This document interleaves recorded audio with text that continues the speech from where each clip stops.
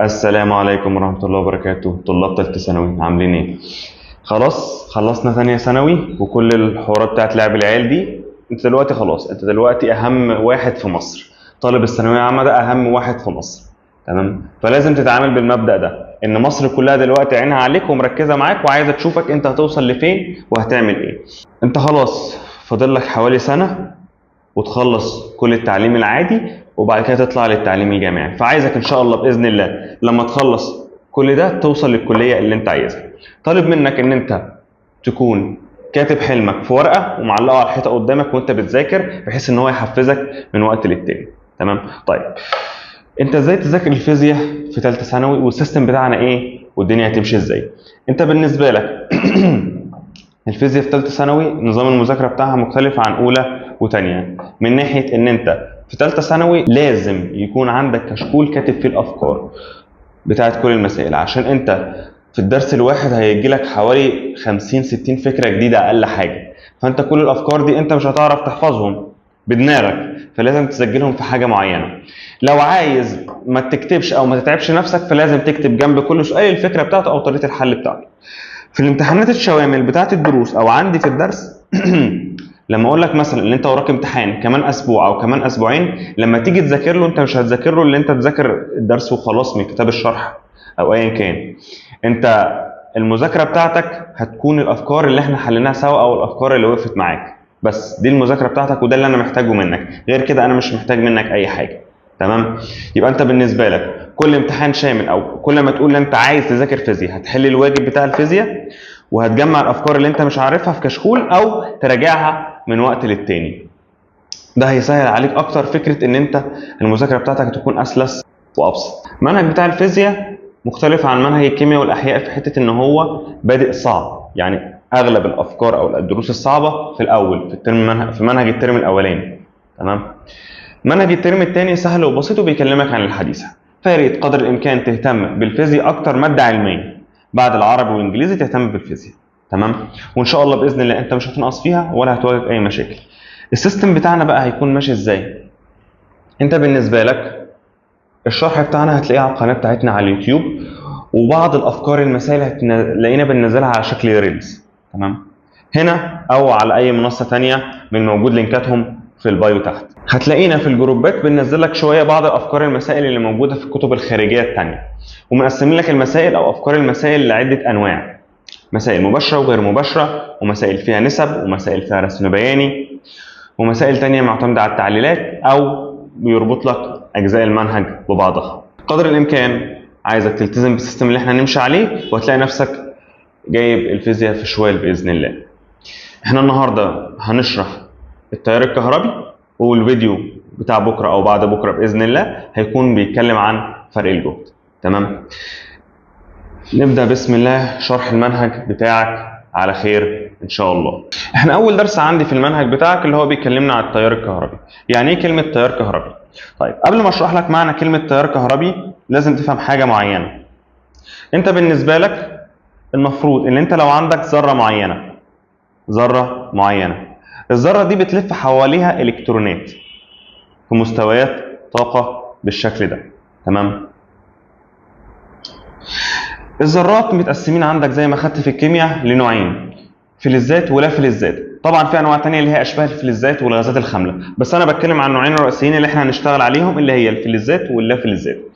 من اهم مميزات الفلزات ان هي بتوصل كهرباء واللا فلزات ما بتوصلش، فانا دلوقتي كلامي عن المواد اللي بتوصل كهرباء. المواد اللي بتوصل كهرباء بيبقى عندها الكترونات حره في مستوى الطاقه الاخير، تمام؟ طيب خد بالك بقى من حاجه. تعال نفترض ان انا اديت الذره اللي قدامي دي شويه طاقه من الاخر، يعني سخنتها او اديتها طاقه ضوئيه او طاقه حراريه ايا كان. الطاقه اللي انا اديتها للذره دي هتحولها من ذره عاديه مستقره لذره مثاره. يعني ايه ذره مثاره؟ يعني ذره فيها كم طاقه عالي. فالذره دي لما تكون مثاره هتخلي الالكترونات اللي في مستويات الطاقه تبدا تطلع لمستويات طاقه اعلى، فبدل لما يكون في المستوى الثاني زي ما انت شايف كده الكترون واحد بس، هيبقى فيه 2 الكترون. الالكترون اللي هنا هيطلع لفوق هنا. تمام؟ طيب لو انا خليت الذره بتاعتي مساره كده، الالكترون هيسيب الذره بتاعتي ويروح لذره ثانيه. تمام. ولما يروح لذره ثانيه بالشكل ده هيحولها من ذره عاديه لذره مساره، من ذره عاديه لذره مساره، عشان بقى فيها عدد الكترونات اكتر. فبالتالي الذره دي هتخلي الالكترون ده يسيبها ويروح لذره ثانيه، ويسيبها ويروح لذره ثانيه. هي دي فكره التيار الكهربي. التيار الكهربي ده تكون ذرات مساره فيها طاقه عاليه، فبالتالي بتطلع الطاقه العاليه دي على شكل الكترونات. الالكترون يبدا يروح من ذره لذره ثانيه، من ذره لذره ثانيه، من ذره لذره ثانيه، فبيكون لي التيار الكهربي، بيكون لي التيار الكهربي. تمام. طيب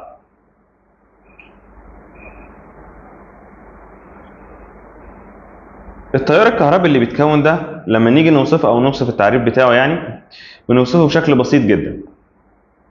اللي احنا بنقول لك ان التيار الكهربي ده عباره عن ايه؟ عباره عن مجموعه او فيض من الالكترونات بيمشوا في موصل. مجموعه من الالكترونات اللي بيمشوا في موصل، مجموعه من الالكترونات بيمشوا في موصل. يعني انا عندي الكترون بيمشي في اتجاه معين، وهكذا وكذا الكترون ماشيين ورا بعض في اتجاه معين. هو ده التيار الكهربي، فيض من الالكترونات، فيض من الالكترونات، من الالكترونات. يبقى اذا مصدر الطاقه الكهربائيه عندي هو الالكترونات. طيب يبقى معنى كده ان اي كهرباء فيها الكترونات. طيب في كده حبه الفاظ لازم تفهمها في كل مجال. انا بالنسبه لي المجال اللي احنا بندرسه ده مجال الكهرباء او الفيزياء الكهربائيه. في حبه الفاظ مهمه لازم تبقى عارفها. ايه الالفاظ دي؟ اول لفظ عندي اللي هو شده التيار، شده التيار، شده التيار. تمام. طيب تاني لفظ عندي اللي هو فرق الجهد، فرق الجهد. كل واحد من دول هنشرحه في حصه. تالت لفظ عندي اللي هو المقاومه، تالت لفظ عندي اللي هو المقاومه. يبقى انت بالنسبه لك عندك ثلاث الفاظ مهمه في قصه التيار الكهربي. هناخد كل واحد من دول في فيديو منفصل، او ممكن نجمع اثنين في فيديو واحد.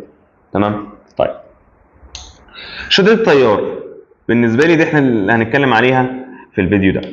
انا قلت لك التيار الكهربي ده عباره عن مجموعه من الالكترونات. تمام. طيب انا عايز اعرف عدد الالكترونات دي قد ايه، عايز اعرف عدد الالكترونات دي قد ايه. اي شده التيار هي اللي بتعد لي عدد الالكترونات اللي موجودين عندي. شده التيار هي اللي بتعد عدد الالكترونات اللي موجودين في الموصل عندي، اللي موجودين في الموصل بتاعي. تمام. طيب ماشي. يبقى انا عندي اول حاجه لازم اكون فاهمها اللي هي شده التيار. اول حاجه انا محتاج افهمها اللي هي شده التيار اللي هي رمزها اي. طيب تاني حاجة محتاج افهمها اللي هي فرق الجهد، فرق الجهد.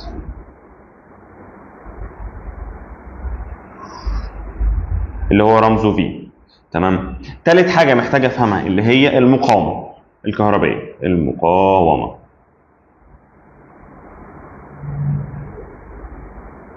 اللي هي رمزها ار. رابع حاجة محتاج افهمها اللي هي القدرة،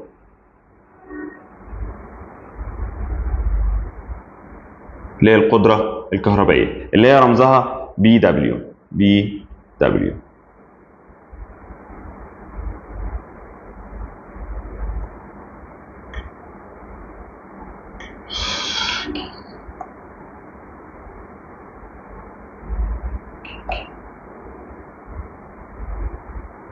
بي دبليو. تمام. وطبعا هيبقى فاضل لنا حاجتين او ثلاث حاجات اللي هما المقاومه النوعيه اللي رمزها رو اي، وكمان عندك التوصيليه الكهربائيه والطاقه كمان. تمام. كل واحده من دول هنحتاجها. دي اسمها المقاومه النوعيه، المقاومه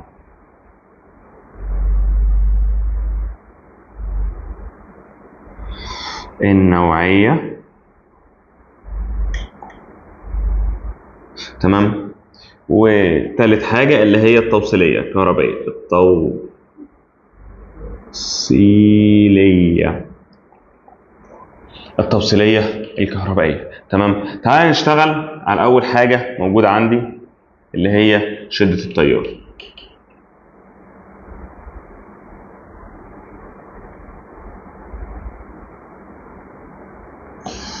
اللي هي شده التيار.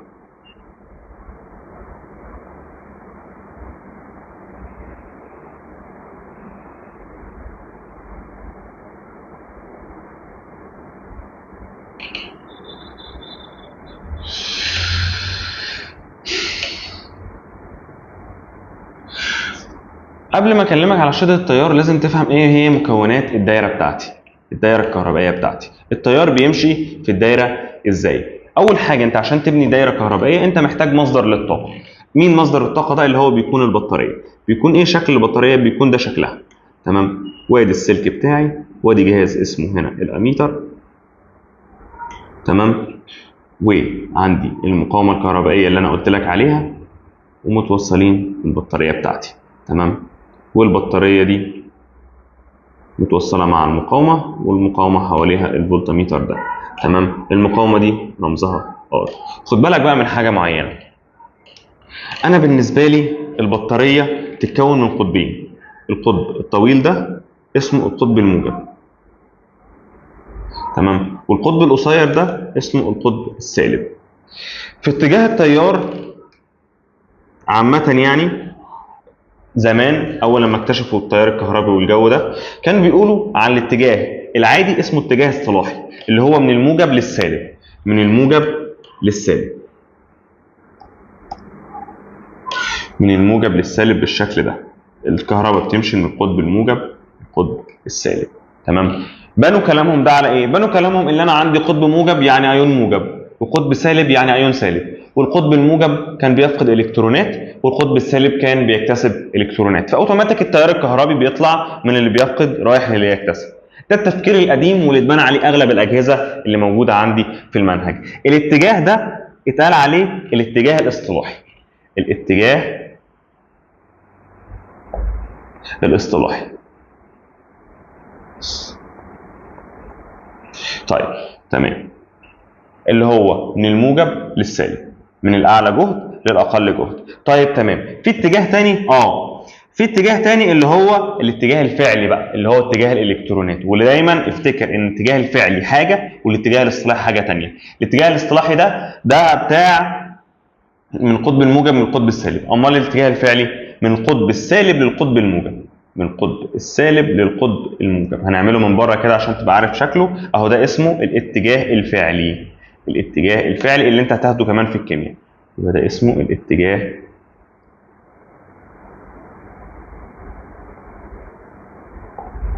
الفعلي او اتجاه الالكترونات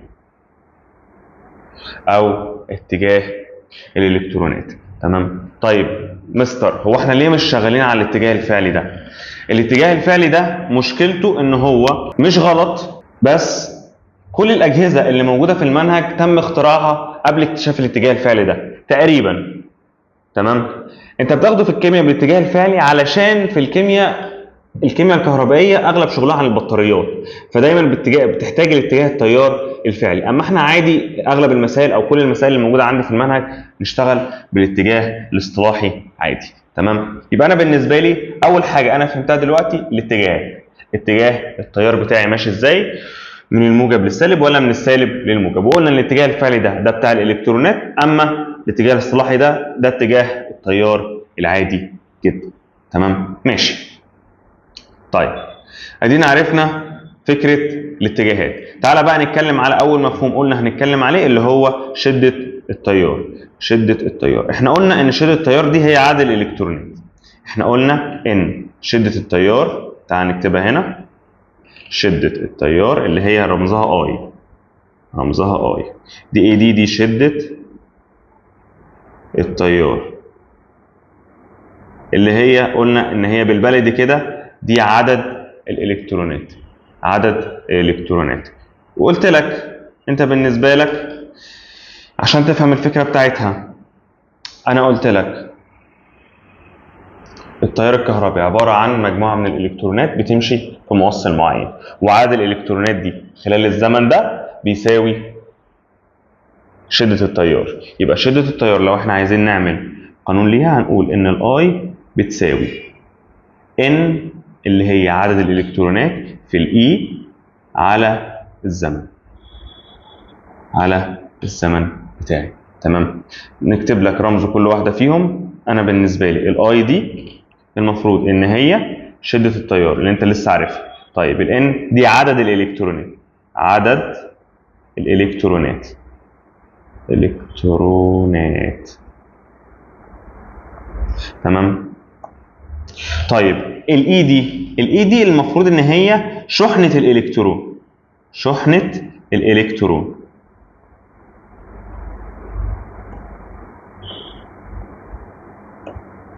شحنة الالكترون بالمناسبة هي رقم ثابت على فكرة، هي رقم ثابت اللي هي بتساوي 1.6 في 10⁻⁻19.